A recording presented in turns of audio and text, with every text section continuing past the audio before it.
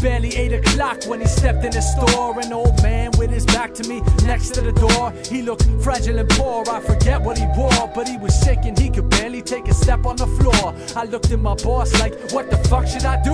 This is an island, there's no hospital to run the man to. But my boss didn't seem to even notice the dude, though he was looking sick, shaking, beaten, broken and used. So I stood there, and as the man walked up to me, it was obvious that he must find it hard just to breathe. I was figuring he suffered from some awful disease. When he concentrated, looked into my eyes and said, please, do you think you might have any whiskey in back? I gestured to a shelf. Sorry, all we got now is that. He looked sad, but like he already knew, it didn't matter. He went to the shelf and found 80 proof. The bottle of vodka shook, though he gripped with both hands. He placed it on the counter, but he couldn't get it to stand and knocked it over. I took it while the register scanned. I watched him, and I could see he was ashamed of his hands.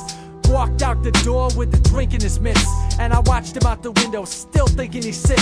He climbed in his old truck, almost licking his lips. Before he drove off, I watched him take a swig of the shit. By the time my boss tells me, I can see in the things. The man was shaking so badly cause he needed a drink. What's worse, my boss said, is that his wife doesn't know, so half the bottle will be gone by the time he gets home. He'll just keep buying liquor every day till he's broke. My boss finished, then he walked away and left me no hope. But I guess you see a lot if you're owning the store that sells booze in a town mostly broken and poor, where half the population lives serving the rich, and the other half mostly makes their earnings in fish. Being subservient is probably never good for your health, and I should know. I worked there as a servant myself, and I can understand after days of polishing brass, keeping dust off of the nice shit that you'll never have, how it's so easy to become broken, bitter and sad, and wanna sip a little vodka just to get out of that. And then a sip becomes another sip, or maybe a glass, maybe a few if it's enough for you to break with your past. Till every day you're buying liquor just to say being sad. You probably don't even notice till you're shaking as bad as the man in the store, cause you're needing a drink to get through the day and function, and even to think. And this same kind of story can be found all around, how crack kills in the ghetto, booze kills in small towns, and if it ain't booze, it's probably cigarettes or scratch tickets, spending grocery money on them for the chance to cash in it. Same faces every day, same games is getting played, so shit, ain't no surprise it all goes the same way. Listen close, because this could affect all of you. This is the same shit I fucking lost my grandfather to. You probably don't know him, but you know someone else who plays a lotto and drinks when all that money could help them buy themselves the next meal or a better education or some far more productive way of escaping. I gotta get away.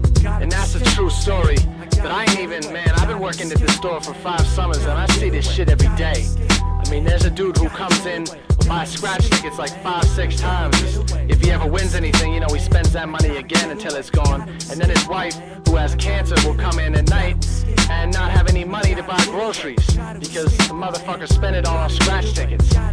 And this is a recovering alcoholic. I mean, it's not like he doesn't even, he knows. I mean, he knows. We'll come in and, you know, we'll be like, Steve, stop buying the fucking tickets, man. I mean, just shit, buy a Coke or something. I mean, just don't buy them. You're never gonna make any money.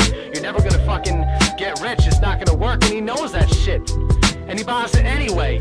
You know, I see this all the time, whether it's booze or scratch tickets or cigarettes. And this shit is serious, man. This shit kills people. This shit rips families apart. And still, you know, people want to talk about addiction like it's an issue for the inner cities and for the ghettos. Fucking, you know, it's just black people and crack addiction. Well, guess what, motherfucker? This shit is everywhere.